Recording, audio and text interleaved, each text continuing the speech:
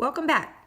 This should be the back of your Chapter 4 Homework 3. And again, it's only for period 1 and 7 because I didn't see period 4, 6, and 8 on Wednesday because of the PSAT. Okay, so let's take a look at this problem. So it says determine the volume for a tilted prism.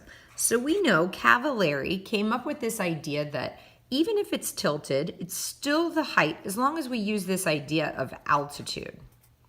And so see, this is an altitude because it's perpendicular to the base. So it says here that the dimensions of my box are 43 by 92 by 4. My challenge, though, is that they all need to be in the same unit. So since one of them is in feet, I'm going to multiply because 12 inches is equal to 1 foot. So if I write 4 feet times 12 inches divided by 1, notice my feet will cancel, and then I'll get my answer in inches. So that's the same thing as 48 inches.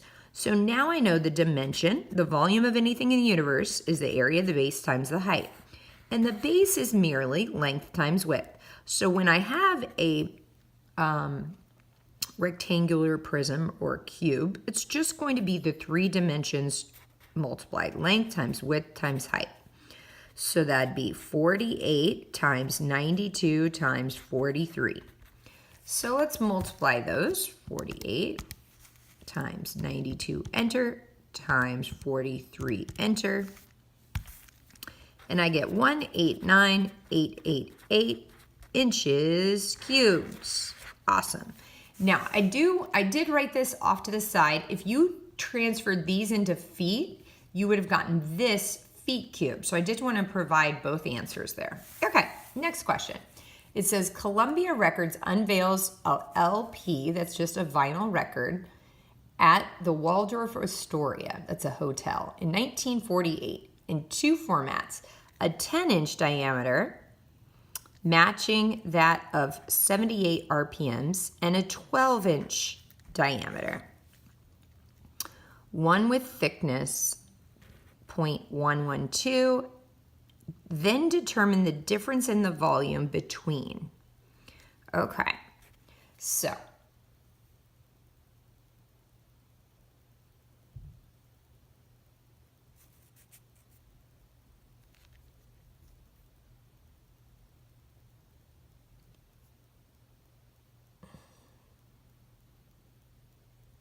if the thickness of one vinyl record, then determine the difference between the volumes.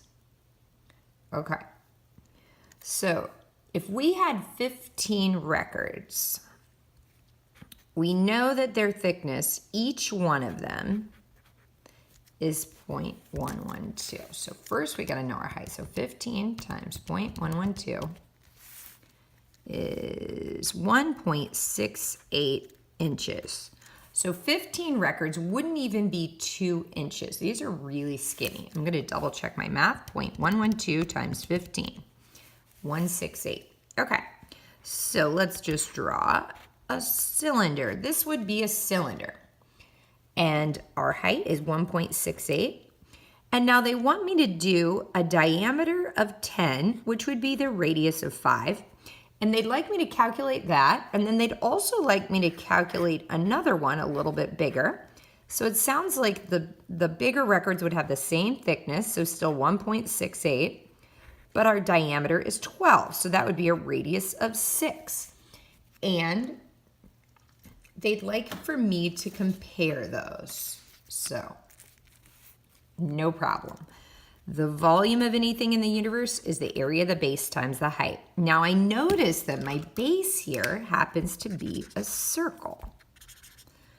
So memorizing the area of a circle is pi r squared, and then I just multiply by however high I stacked those circles. So I have pi 5 squared times 1.68. So I'll rewrite that 5 times 1.68.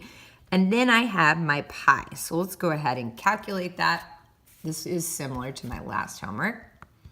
So 5 times 1.68 times pi, I get 131.9469 inches cubed.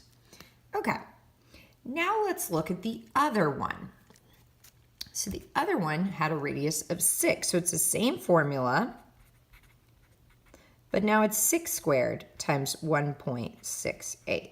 So that'd be 6 times 6 times 1.68 times pi. So pretty much exactly the same. We just swap out our radius. So 6 times 6